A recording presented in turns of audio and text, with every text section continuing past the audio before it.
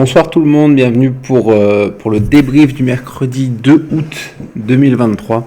Alors aujourd'hui on a reçu un peu au niveau des indices du Nasdaq ou du SP500 je crois 2%. Donc moi personnellement je suis beaucoup engagé sur ces deux indices, sur les actions américaines parce que c'est historiquement c'est celle qui performe le plus. Donc voilà, autant lundi on a fait une grosse journée, autant aujourd'hui c'était un petit peu plus difficile. Donc voilà, et quand c'est un peu plus difficile, on remet tous nos espoirs sur les shorts pour nous faire du bien. Et on a vu hier qu'on avait pris un beau short, on avait mis un short sur Datadog.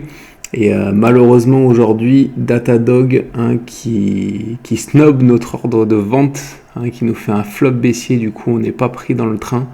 C'est dommage parce qu'il arrivait sur le R2 directement. Donc voilà, bon, on va le supprimer, je le supprime en direct l'ordre. Voilà, donc ça c'est frustrant quand il y a des quand il y a des journées de baisse.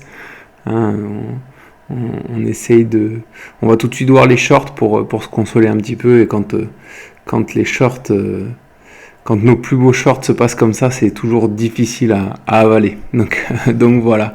Alors du coup, ça c'était le flop du jour.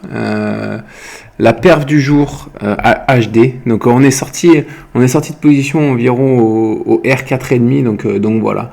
Mais on est content parce que on l'avait pris. Il y avait un double bottom ici, et ici on avait un retournement en daily. C'était plutôt le double bottom en daily qu'on avait pris.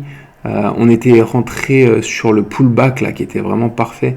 En une heure on va le voir, voilà, le retournement était ici, donc on avait dû rentrer à cette hauteur là ce jour là, le lundi. Donc voilà, et on a suivi la tendance, donc on est rentré ici, on a suivi la tendance pendant, c'était quand ça, c'était le 10 juillet, donc voilà, pendant presque un mois, et ça nous a mené au R4,5. Donc on est content là. Logiquement, on arrive sur une zone de résistance sur laquelle on est déjà venu buter déjà historiquement ici. Là, ça a été un support, c'est passé ensuite une résistance. Là, on a buté dessus, là aussi.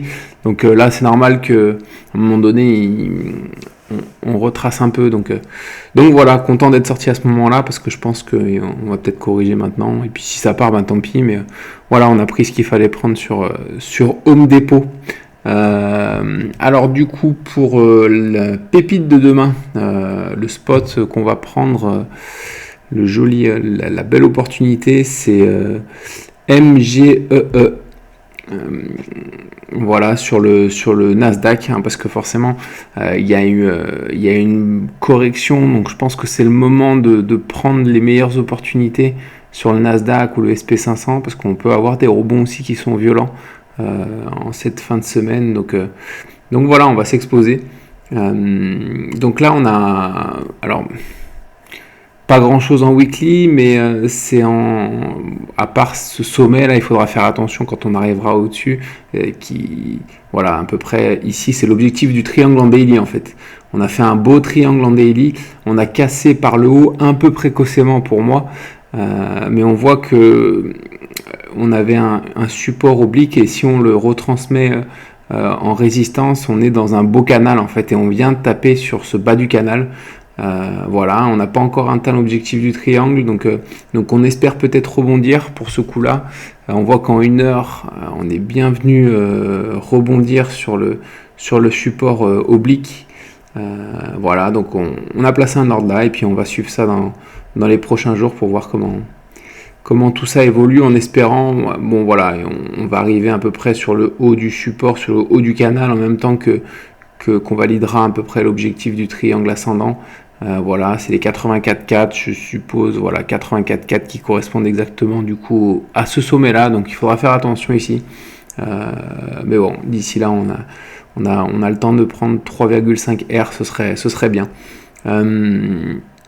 Pour le short de demain, FIVN, alors en weekly il est intéressant parce que là il y a une belle zone où on a rebondi dessus deux fois avant de casser par le bas. Donc c'est devenu ensuite une résistance qu'on a tapé une fois, et là on revient sur cette zone-là. Et on a commencé à faire une figure de retournement ici, donc on a mis un ordre là-dessous.